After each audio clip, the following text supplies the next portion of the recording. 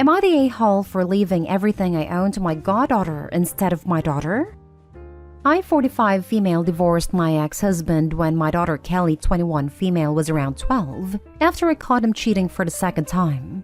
Literally everyone was against it, and I knew the in-laws wouldn't like it because they're traditional conservatives who didn't want to deal with a public scandal. But it was hurtful to me that my own family was trying to pressure me to stay in the marriage in order to not lose access to the money and perks my ex had provided.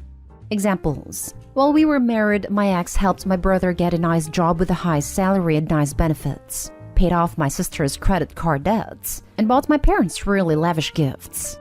The first time I caught him cheating, I wanted out back then, but my family convinced me to forgive him, and that I owed it to Kelly to fight for her to have the stability of a two-parent household.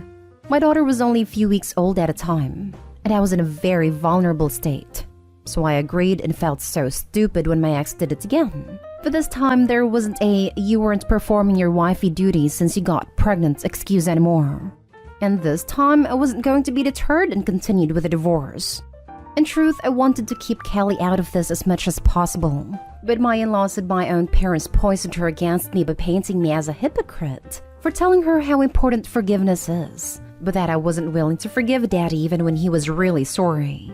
I was distraught. I honestly don't think I would have made it through if it weren't for my best friend Tina, who was my rock. In the end, I got a nice settlement and some alimony, but didn't get custody. I tried my hardest to still be in Kelly's life, but by the time she was a teen and she was fully convinced that I was the bad guy and told the courts she didn't want to see me anymore. I was heartbroken, but kept reaching out. During that time, I also managed to go back to school. I was studying accounting and managed to get a high-paying job of my own and have a nice life for myself. The same can't be said for my ex, who was sued by a former employee and fired by his company. Because he was so embarrassed, my ex burned through his savings trying to keep up his lifestyle, which included Kelly's college fund. Suddenly, she wanted contact again. And I won't lie and say that I wasn't hurt at the idea of her only wanting contact was for my money. I'd agreed to pay for her to go to grad school on the condition that she signed an agreement that she won't contest my will where I'm leaving most of that I owned to Tina's daughter, Laura, 18 female. The few relatives that I'm still on good terms with think that this will damage any chance at rebuilding a relationship with Kelly, and that I should just split everything equally. However, I don't want to have the type of relationship with Kelly that I feel like I have to pay for. Am I the a-hole? Edit. Because I keep seeing this in comments and messages, I'll clarify here as best as I can while still trying to maintain some privacy. 1. I didn't get custody, but I did get visitation. And when Kelly was 14 to 15, she told the courts she didn't want to visit me anymore. 2. My ex came from money and had a good income, which meant he had better lawyers and the aid of my brother and parents during the divorce. 3. Not too long after the divorce, my brother lost his job. I'm not sure what happened, and I never cared to ask. 4. I'm no contact with my brother and very low contact with my parents and sister. 5. Tina is my documented power of attorney. Should there ever be a situation where I can't make legal decisions for myself and vice versa. 6. Alimony is not child support, so that's why I was able to get it. Now for the top comments. Not stay home. Your daughter has always been against you because of your family, and now at the moment when things aren't looking good, she wants contact. Ignore her. And your family basically wanted you to stay because they wanted his money. Yep. Not too long after the divorce, my brother was let go, and my sister was on the verge of filing for bankruptcy. Guess who got the blame? Especially when I wouldn't use some of the divorce money to help out the family. How on earth did your sister manage to get so close to bankruptcy when her debts were paid off? That's her own fault. The brother being let go? If it were wrongful termination, then he should have sued. They were just making you the scapegoat. Honestly, I wouldn't have given the daughter a dime. There are many ways you can be sure she can't contest the will. Obviously, you've already done what you've done. But going forward, you just do what's best for you. Not day haul, but there's a lot to unpack here. Does Kelly know what exactly happened? Is her missing college funds the only reason why she reached out to you? Or is it her being an adult and finally realizing fully what's going on? At the time, she didn't. But once the divorce was over, I did explain the situation, but she didn't believe me. If you're asking me if my daughter has come out right and said that all she wants me for is my money, then no. However, looking at the timing of her wanting to actually speak to me again, and seeing how the majority of our limited talks is about her schooling and her financial concerns, I'm inclined to believe so. I honestly would feel a bit better if she did sign the agreement and continued speaking to me as proof that I'm not just a checkbook to her. I'm sorry to say this, Opie, but I think she wants to take advantage of you now that the tables have turned. If her dad would have been loaded still, would she have reached out to you? I wouldn't give her the money, not even with that agreement. But if you do want to help her out, make her sign that agreement. Honestly, that's where I'm leaning more towards. I'm prepared to accept the reality that I'm just a checkbook to my daughter, but hoping she will sign the agreements as proof that she actually misses me and wants to reconnect. Next story is titled, Am I the a-hole for refusing to do a DNA test? My dad found out my mom was cheating and she won't say with who or when, but we know it's likely around the time she was on a stay-at-home mother. The thing is, she had all of us, 2 brothers, 1 sister, around the same time, so any of us could not be my father's. He's divorcing my mother and wants us to take a DNA test to prove we're his children. Otherwise, he isn't paying for our college. He promised to do so before this, and all of us have been counting on it. My sister, oldest, did a test because she was confident she was related to our dad. She was likely pre-cheating. She looks the most like him, so I was pretty sure she was. She's also in college and is relying on our dad. It is going to keep paying because of the results of the paternity test came back positive. I have a feeling I'm not my dad's biological kid, since I don't look anything like him, and people even commented I don't look like the rest of my family. I'm terrified because I think he's upset enough that he won't talk to me anymore, and definitely won't be paying for my college. I don't want to take the paternity test because I don't want to know. But if I don't, I probably won't get college paid for. The money isn't in a college fund, but set aside as investments my dad has. It isn't going to my mom in the divorce proceedings probably. I don't know how things will go, and I'm starting college in September. I stupidly picked a pretty expensive school because I thought my dad would pay for it. I decided it was okay, but now even if my mom was willing to, I don't think she can afford it. I'm so mad at her and my dad for putting me in this position. I've told him I'm not doing the test and he said that's okay, but he will just assume I'm not his and not have anything else to do with me once since I'm 18 already. I'm living with my mom but not talking to her because of this. So you're 18 and just found out your dad may not be your dad and is punishing you for something beyond your control. Not an a-hole. Your mother is clearly an a-hole. Your dad is being an a-hole to treat you as a stranger if you're not getting a DNA test. This is a no-win for Opie. Even if it turns out he is DNA related, he'll always know his dad was willing to throw him away over a piece of paper. He already threw him away. I've told him I'm not doing the test and he said that's okay, but he will assume I'm not his and not have anything else to do with me once since I'm 18 already. I'm sorry, Opie. Of course not, a-hole. Not a-hole. Your parents suck.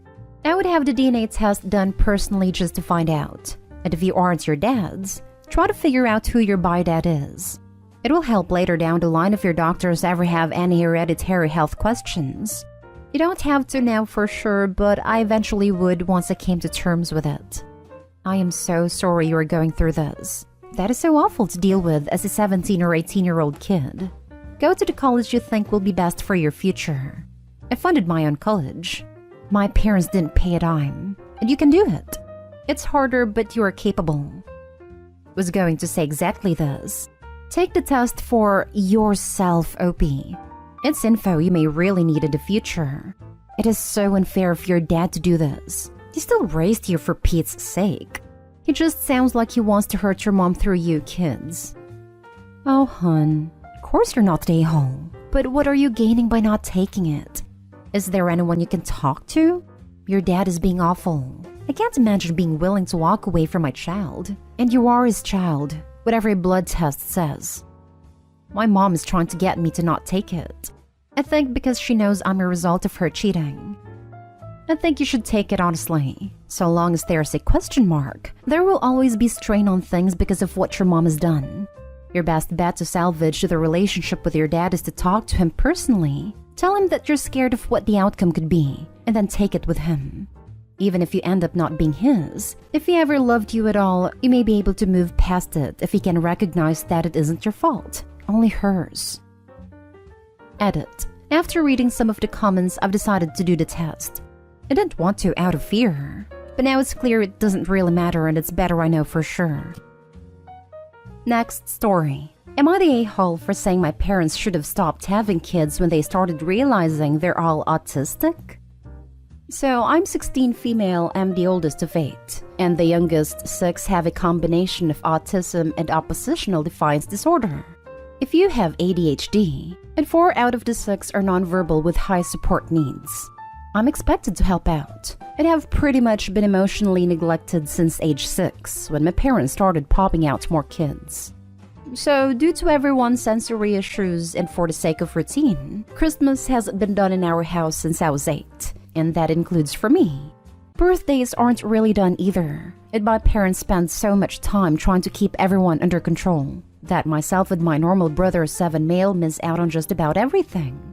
Last Saturday was my birthday, and I stupidly decided to ask my parents for something I've been wanting for a while. But I don't get an allowance and can't work due to helping out at home, so I can't save for it.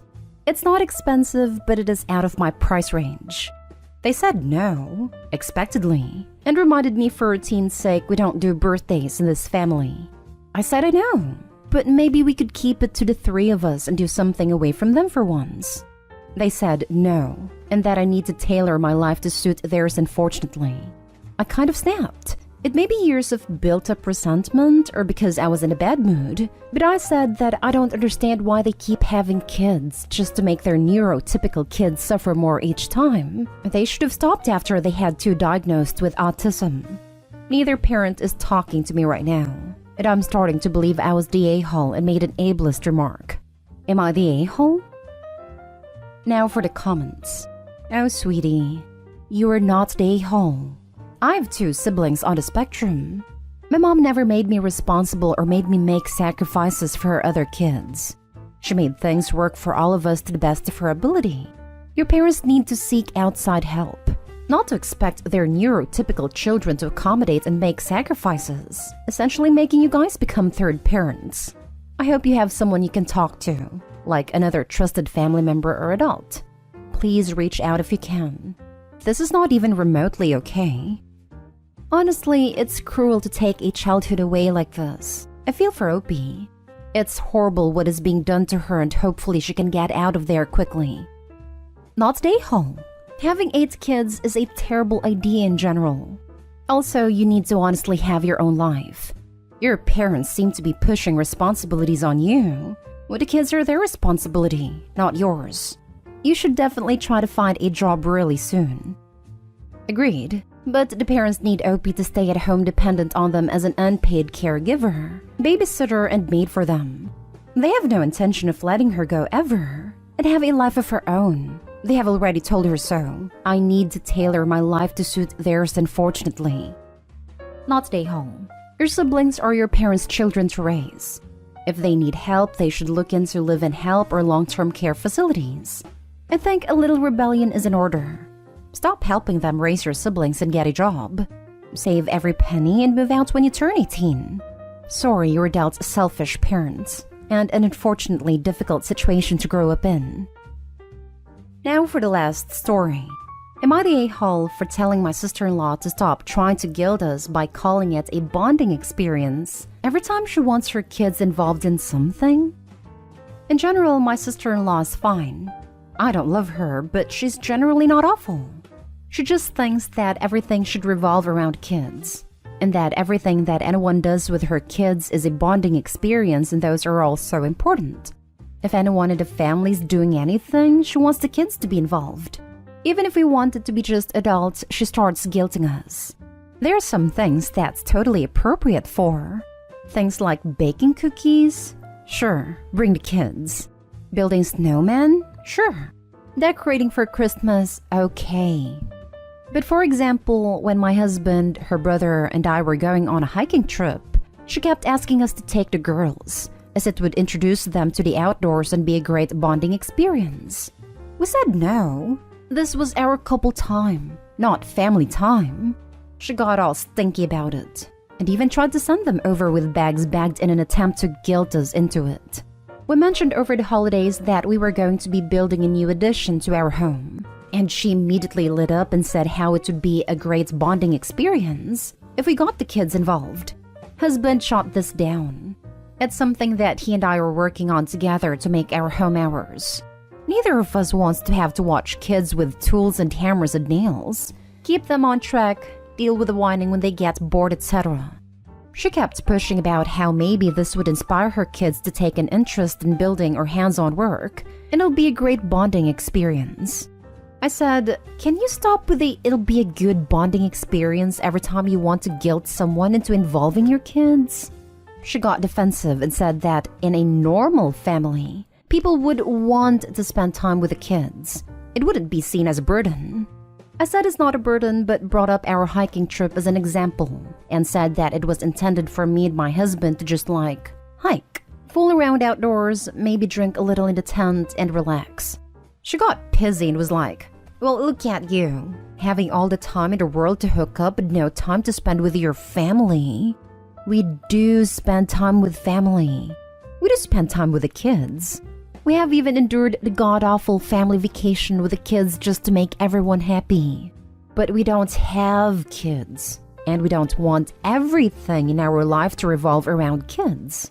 Sister-in-law is still upset about this, and keeps making passive-aggressive remarks about it to anyone who'll pay her attention. Am I the a-hole for saying that? Is free babysitting called bonding now? Yep. It's a better marketing plan.